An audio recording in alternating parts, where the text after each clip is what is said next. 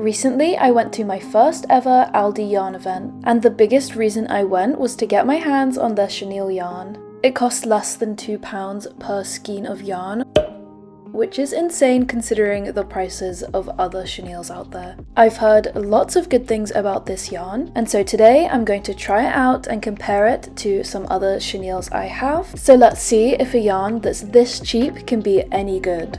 I'm going to be making a plushie in the ALDI Baby Yarn, and then I'm going to make the exact same one in a different chenille to see how it compares.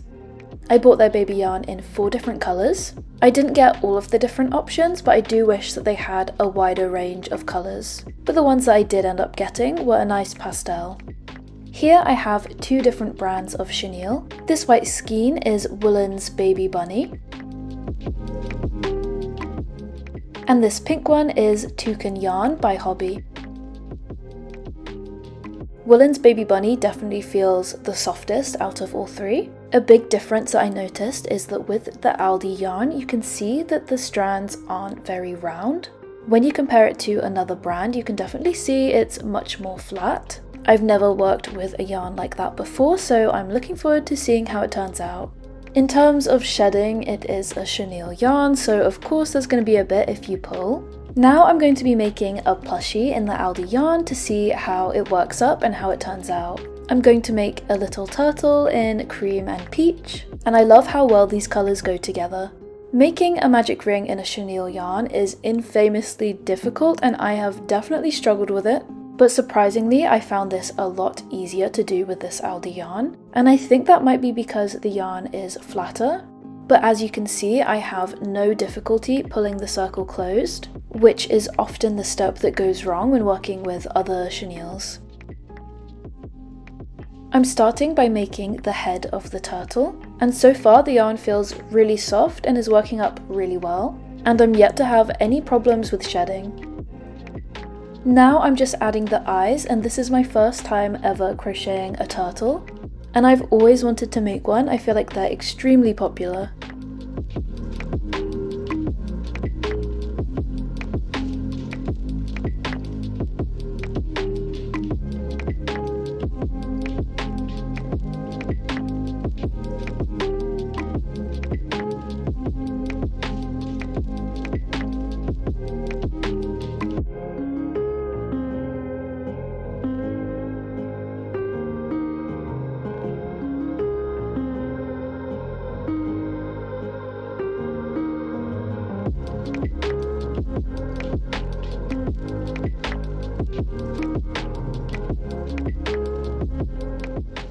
After finishing the head, I made 4 fins, weaved in all of the ends, and then started on the shell.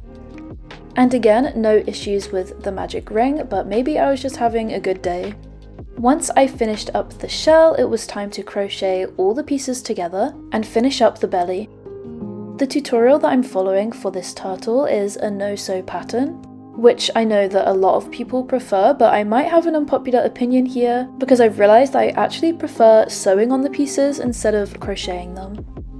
The turtle is now almost complete. I just need to finish stuffing and do the last round. Now the turtle is done, and I think it's looking adorable, and I really love how it turned out. The finished product does not look like it was made with a cheap yarn. It's extremely soft and was a great choice for this project. I ended up making the exact same pattern using Bunny Baby Yarn. This is all of the shed that I got from just making the plushie. This was not an issue at all with the ALDI yarn, which had very minimal shedding. Here is my second finished turtle. I will say that I think this one turned out a little bit better because it was my second time making the pattern, so I was more confident with the techniques.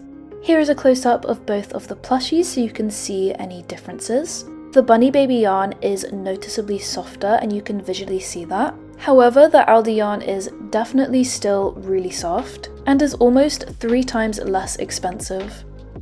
My review of this yarn is that I completely recommend it, especially if, like me, you're just getting into using chenille yarn because it's so easy to work with. I enjoyed working with the ALDI yarn so much that I actually went back to my local store and got 2 more skeins. Let me know in the comments if you've ever tried this yarn or if you'd like to in the future. And make sure that you subscribe to my channel so you don't miss another yarn review. Thank you so much for watching, and I'll see you in the next one.